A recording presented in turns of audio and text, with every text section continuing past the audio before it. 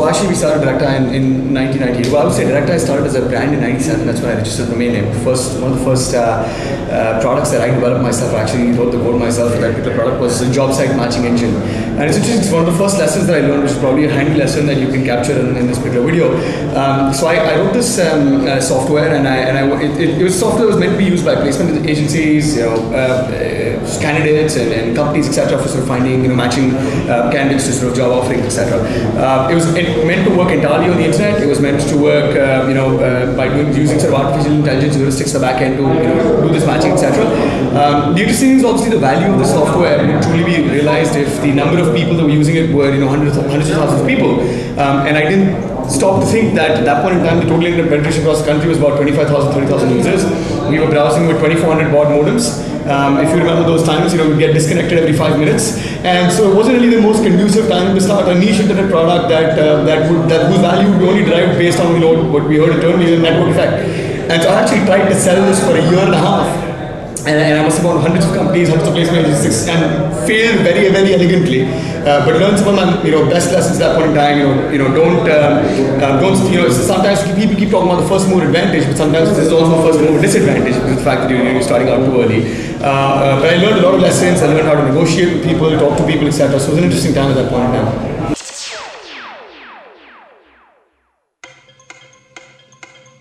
So one of the things I spoke about that in our presentation, right? I think one of the most important. So I actually divide. I talk about how sort of running business is like playing a game, and I sort of talk about a simplistic model in terms of success, saying that if you're playing a game, really the success is dependent on two factors. One is the team that you have. You really got to have the best players, and then when they're out on the field, when they're actually playing, they need to make right decisions more often than wrong decisions. Of course, as Farooqi said, that failure is also as important as success, because failure is what teaches you stuff. Success is a lousy teacher. But nonetheless, it's essentially a set of good people, a set of best players possible, taking the right decisions most of the time. So the goal as an entrepreneur, in fact, I would say my job, I would sort of divide my job into two parts and say, half my time is spent on identifying the right kind of talent, nurturing them, recruitment, training, and things like that. And the remaining half is to sort of create an environment where everybody. Directi wasn't built by a single individual. Now was Microsoft, now was Google, etc. All these companies, when we're running a successful business, it's sort of a large number of people acting in coherence. And to me, a successful entrepreneur's role at some point in time, after their focus, the initial product, the initial vision, and whatever, is also going to transform into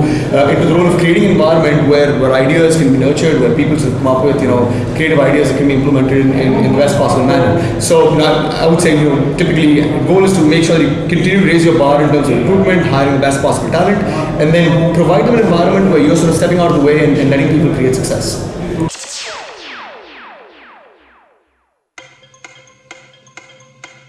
Sure. So let me see if I recall them in the right order, etc. But I sort of talk about, and I'll give you a very summarized format because I have anecdotes and stories I can share about every one of them. But the first one is hiring the best. That's essentially gathering team best players, etc. In order to sort of run a successful business. The second, of course, is that everybody must know how to play the game. So more often than not, you hear about sort of individuals and companies where they don't really have a clue in terms of what the rules of the game that particular business are. So everyone must know. Think about a game of, like I said, inside my presentation. Think about a game of soccer where none of the players know how to play the game, and you as a coach is sort of leading them on, saying, okay, kick the ball from point A to point B, then run ahead with the ball. You can't really manage a team of 8 to 10 players that way. How are you going to manage an organization of 800 people that way? So everybody must know how to play the game. After everybody knows how to play the game, the general convention is, if you look at any game, you always have a sort of macro goal. Right? You want to win the nationals, you want to win the state championship, or you want to win, the world championship, you want to compete in the World Cup. There's always a macro vision or a macro goal that every game has. Again, this is something that's important in an organization. Now, of course, you have a macro goal, but that's not the only thing you focus on. So that's the next principle. Principle number 4 is that you divide that goal into sort of near-term targets. So you want to win the nationals, but you're not going to directly go and play the nationals. You're going to first play, inter-college tournaments. You're going to play the regionals. You're going to play like a couple throughout the season until you eventually get to the nationals. You always have to have near-term targets that you need to follow, right? Now, of course, neither sort of long-term vision nor near-term targets can be very helpful without sort of keeping a score. Like you want to constantly measure your success. So that's principle number 5, which is keep the score. Which the goal is that that you always want to take a stock of the situation. How many games have you won? What's the history? What's the number of wickets that you took? What's the history of each player? The history of each individual history of each game. If you look at gaming, they sort of track everything. The speed of the ball. How many 4s and 6s were hit in a particular direction. What's weather conditions or the wind conditions like. So the amount of measurement that gaming and sports has. We should sort of, I talk talk about how you should try and adopt similar sort of measurement principles in business and keep this cost. That's principle number 5. Obviously, if you're if you have near-term vision, sort of near-term targets, long-term targets, etc. One of the other interesting things about games is that they have what they call the playbook, right? Every you heard this in sort of a lot of Hollywood movies show every coach has his own sort of playbook which sort of lists down all the plays, etc. And so that's another moment you get to a certain scale of operations. Processification, documentation, automation is going to become important. So you need to maintain some sort of a playbook that provides guidance to sort of everybody. And this could be in the form of an internal wiki, it could be in the form of documents, in the form of mailing lists, knowledge sharing, etc. Then clearly, of course, you have targets, you're keeping the score, but more often than not, unlike games, organizations have hundreds of people playing the game of business, and more often than not you find that individuals can't relate their actions to success of the organization. And that's for me principle number 7, which is maintain a line of sight or keep a line of sight or make available a line of sight where an employee or an individual in the organization can see the action that he or she takes. How is it relating to success? How is it relating to eventual success, and how is it affecting the organization in terms of revenue and whatever. And then the last principle, of course, is celebrate your victories. And this is again something that a lot of people don't say. They forget to pat themselves on the back along the way.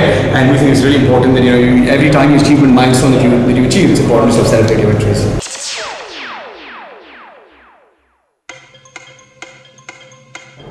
So, there's a lot of, again, I can talk about a couple of random points. I don't think they'll anyways form a comprehensive list, but there's a blind perception about India that many times you have to face, quality-wise, etc. There's time zone differences, when you're marketing the United States and so on and so forth.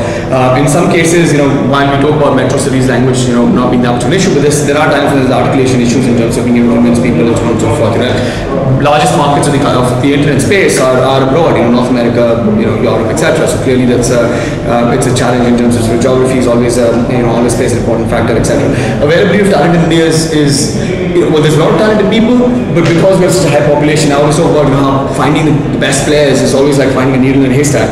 And in India, the haystack is so much bigger that it's far more challenging to sort of find those players. So I think those could be some of the ideas that I can talk about. Okay.